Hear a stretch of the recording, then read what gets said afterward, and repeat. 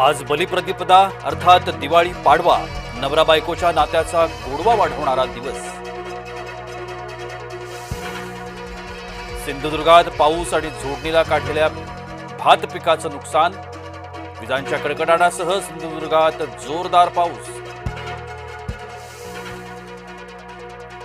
मुंबईची हवा वाईट झाली, दिवाळीच्या फटाक्यांमुळे वायू प्रदूषण, श्वसनाचा अनेकांना होतोय त्रास। चांदीच्या दरात 33,000ची घसरण, 7 दिवसात चांदीचा दर पडला, चांदी किलो मागे 1,62,000च्या आसपास।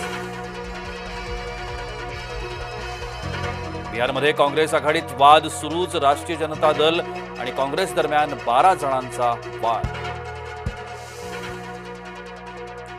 रणजित कासलेचं सुरतमध्ये कारनामे, खंडणीखोरीच्या आरोपाखाली सुरत पोलिसांकडून कारवाई। टीईटीची पात्रता परीक्षा 23 नोव्हेंबरला, टीईटीसाठी 1,00,000 शिक्षकांचेही अर्ज।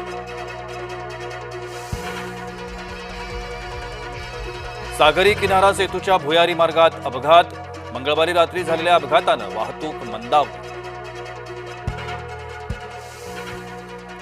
राजकीय पुनर्वसनासाठी बच्चू कडू महायुतीला ब्लॅकमेल करतायत, कडूंच्या राजकीय आरोपांवर आमदार रवी राणा यांचा पलटवार। सोलापुरात भाजपा कार्यकर्ते पक्षावरच चिडले, भाजप शहर कार्यालयाबाहेर भाजपच्याच पदाधिकाऱ्यांचा ठिय्या, काँग्रेसचे माजी आमदार दिलीप मानेंच्या भाजपा प्रवेशाला विरोध।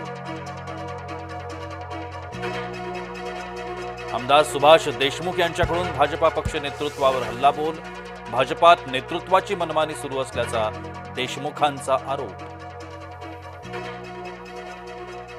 संगमनेर मतदारसंघात 9,500 बोगस मतदार, निवडणूक आयोग बनवाबनवीचा प्रकार करतय का, बाळासाहेब थोरात यांचा सवाल।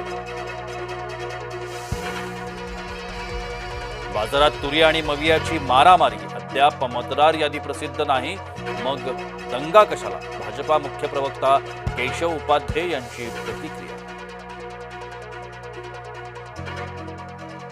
महायुतीनं का घेतलंय निवडणूक आयोगाचं वकीलपत्र, आमदार नाना पटोले यांचा सवाल।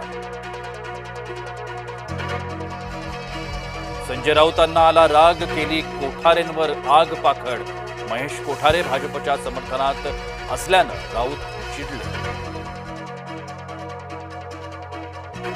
डोनाल्ड ट्रम्प यांनीही साजरी केली दिवाळी, व्हाईट हाऊस दिवाळीनिमित्त लखलखलं।